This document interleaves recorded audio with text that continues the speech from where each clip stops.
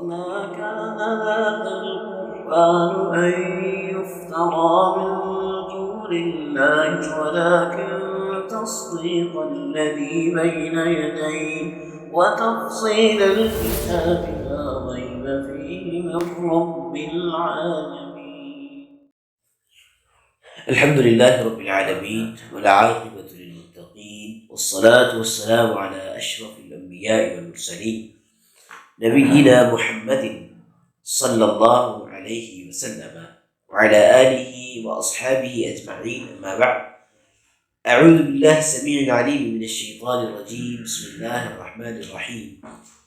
سورة البقرہ کی ہم نے 40 آیات پڑھ لی ہیں. آج آیت نمبر 41 اور 42 پڑھیں گے. اور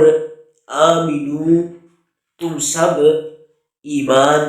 لے آؤ، بھی ساتھ ماں جو انزلتو میں نے نازل کی، مصدقاً جو کہ تصدیق کرنے والی ہے، لما اس کی جو مع ساتھ کم تمہارے، واو اور لا نہ تکونو تم سب ہو جانا، اولا پہلے، کافرین انکار کرنے والے، بھی ساتھ ہی اس کے، واو اور لا نہ تشترو تم بیچو، بھی ساتھ آیاتی میری آیتوں کو، ثمناً قیمت، قلیلاً کم، واو اور ایایا مجھی سے ہی، پس اتقون تم سب ڈرو، واو اور آمنو تم سب ایمان لے آؤ، بھی ساتھ ماں جو انزلتو میں نے نازل کی، مصدقاً جو کہ تصدیق کرنے والی ہے، لیے ماں جو مع ساتھ کم تمہارے، واو اور لا نہ تکونو تم سب ہو جانا، اولا پہلے، کافرین انکار کرنے والے، کفر کرنے والے، بھی ساتھ ہی اس کے، واو اور لا نہ تشترو تم سب بیچو، بھی آیاتی میری آیتوں کو، ثمناً قیمت، قلیلاً کم، واو اور ایایا مجھی سے، پس اتقون تم سب ڈرو، واو اور لا نہ تلبسو تم سب لباس پہناؤ. لباس پہنانا، لبس یلبس لباس پہنانا ہوتا، تو تلبسو تم سب لباس پہناؤ، یعنی خلط ملط نہ کرو، واو اور لا نہ تلبسو تم سب خلط ملط کرو، الحق حق کو، بھی ساتھ الباطلی باطل کے، واو اور تکتمو تم سب چھپاتے ہو، الحق حق، واو اور انتم تم، تعلمون تم سب جانتے ہو، واو اور لا نہ تلبسو تم خلط ملط کرو، الحق حق کو، بھی ساتھ الباطل باطل کے، اور واو اور تکتمو تم چھپاؤ، الحق حق، واو اور انتم تم لوگ، تعلمون تم سب جانتے ہو. وآمنوا بما انزلت، اور اس پر ایمان لاؤ جو میں نے نازل کی ہے، مصدقا لما معکم، جبکہ وہ اس کی تصدیق کرنے والی ہے جو معکم تمہارے پاس ہے، ولا تکونوا اول کافر بھی، اور تم اس کا سب سے پہلے انکار کرنے والے نہ بنو، ولا تشتروا بآیاتی، اور میری آیتوں کو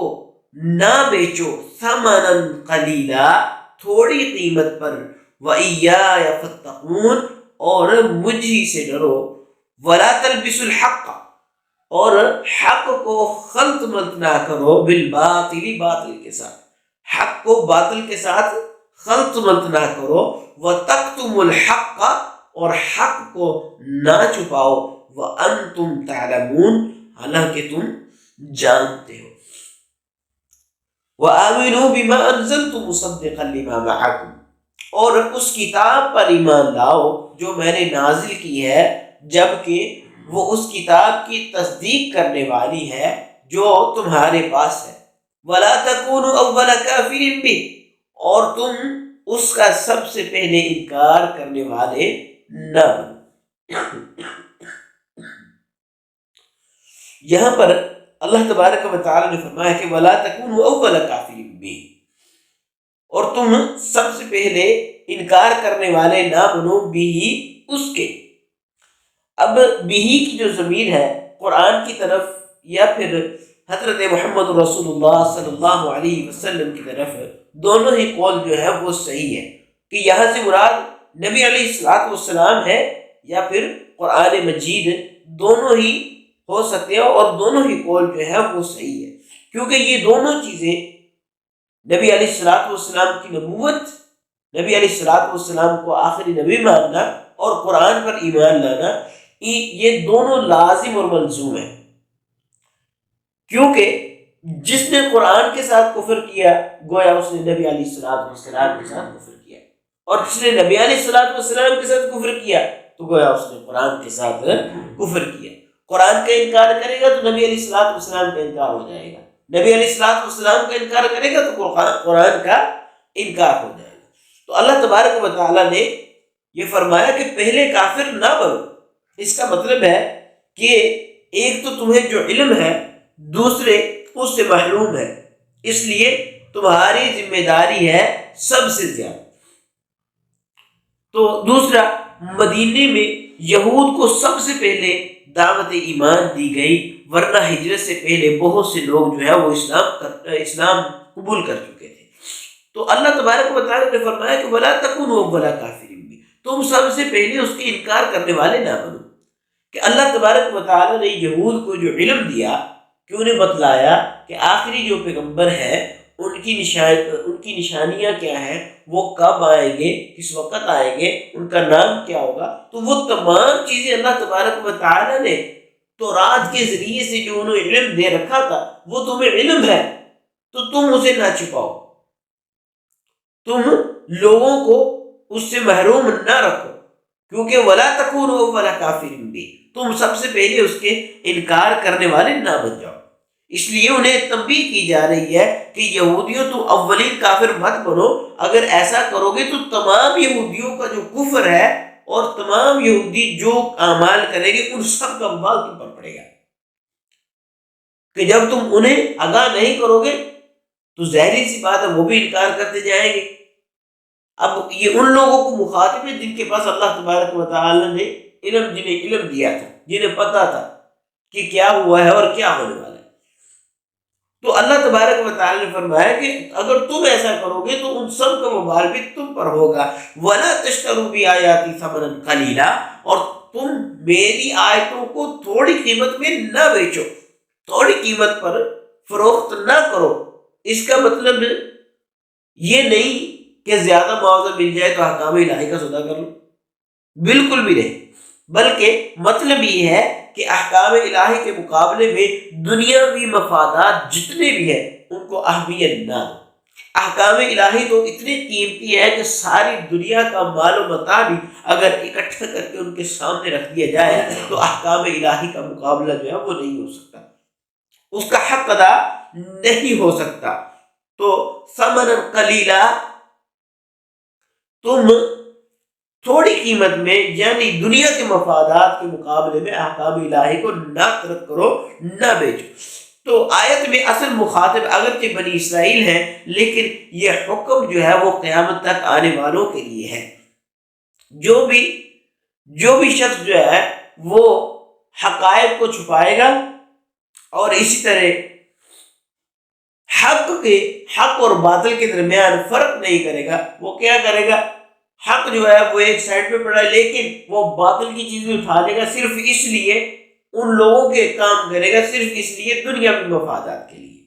دنیا کے اندر کچھ تھوڑا سا فائدہ حاصل کرنے کے لیے، متاع تھوڑا سا فائدہ حاصل کرنے کے لیے وہ حق کو سائڈ پہ رکھ دے گا، تو اس کا حشر کیا ہوگا، وہ بھی اسی وعید میں آ جائے گا کہ وَلَا تَكُونُوا أَوَّلَ كَافِرٍ بِهِ، تم سب سے پہلے اس کے انکار کرنے والے نہ بن جاؤ۔ وَلَا تَشْتَرُوا بِآيَاتِي ثَمَنًا قَلِيلًا، میری آیتوں کو کم قیمت پر نہ بیچو۔ وَإِيَّايَ فَاتَّقُونِ، اور مجھے سے ہی ڈرو۔ وَلَا تَلْبِسُوا الْحَقَّ بِالْبَاطِلِ، اب تم تھوڑے سے اس دنیا کے فائدے کے لیے حق اور باطل کو خلط مت نہ کرو، حق کے ساتھ باطل کو نہ ملاؤ، مکس نہ کرو۔ یہ تھوڑا سا فائدہ ہے، یہ حقیقی فائدہ نہیں ہے۔ تو یہودیوں نے یہی کام کیا کہ وہ جب بھی نبی علیہ السلام سے فیصلہ کروانے کے لیے آتے تو ان کی کوشش ہوتی تھی کہ ہم اپنے مطابق فیصلہ کروا لیں۔ آگے کچھ مثالیں آئیں گی انشاءاللہ، جب آئے گی تو میں بیان کروں گا کہ اللہ تبارک و تعالیٰ فرماتے ہیں کہ انہوں نے یہ کام کیا کہ اپنی مرضی کے فیصلے رسول اللہ صلی اللہ علیہ وسلم سے کروانے کی کوشش کی، جبکہ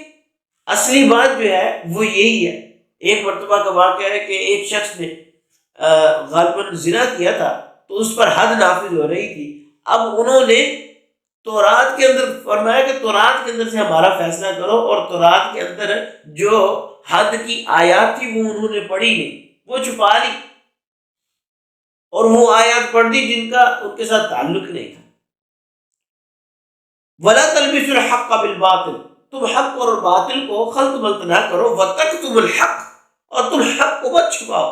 وَأَنْتُمْ تَعْلَمُونَ، حالانکہ تم جانتے ہو۔ تو اللہ تبارک و تعالیٰ نے یہ یہود کو سب سے پہلے مخاطب کیا، اور انہیں اللہ تبارک و تعالیٰ نے تنبیہ کی ہے کہ تم یہ کام نہ کرو۔ اگر تم کرو گے تو تمام جو یہود ہیں ان کا وبال جو ہے وہ تم پر ہی ہوگا۔ تو یہ یہود جو ہے ایک نسلی قوم ہے، ایک نسلی قوم ہے، یہ صرف ایک نسل کے اندر ہی موجود ہے، یہ ایک نسل سے باہر نہیں آتے، یہ ایک نسل سے باہر نہیں آتے۔ اپنی نسل والے جو ہیں انہیں یہ یہودی مانتے ہیں۔ اگر دوسرا کوئی اگر کوئی دوسرا شخص جو ہے وہ یہودی بن بھی جائے تو اسے اپنے مقصد کے لیے استعمال کرتے ہیں، مقصد پورا ہونے پر اسے مار دیا جاتا ہے۔ تو اللہ تبارک و تعالیٰ نے انہیں کہا کہ وَلَا تَلْبِسُوا الْحَقَّ بِالْبَاطِلِ وَتَكْتُمُوا الْحَقَّ وَأَنْتُمْ تَعْلَمُونَ، تم سب کو جانتے ہو، اس لیے حق کو نہ چھپاؤ، حق کو باطل کے ساتھ خلط ملط نہ کرو۔ تو اللہ تبارک و تعالیٰ سے دعا ہے کہ اللہ رب العزت ہمیں قرآن اور حدیث کو سمجھ کر عمل کی توفیق عطا فرمائے۔ اللہ رب العزت ہمیں دین کو دنیا پر ترجیح نہ دینے کی توفیق عطا فرمائے، بلکہ دین کو اپنانے اور اپنی زندگی میں اسے نافذ کرنے کی توفیق عطا فرمائے۔ سبحان ربک رب العزت عما یصفون وسلام علی المرسلین والحمد للہ۔ وما كان هذا القرآن أن يفترى من دون الله ولكن تصديق الذي بين يديه وتفصيل الكتاب لا ريب فيه من رب العالمين۔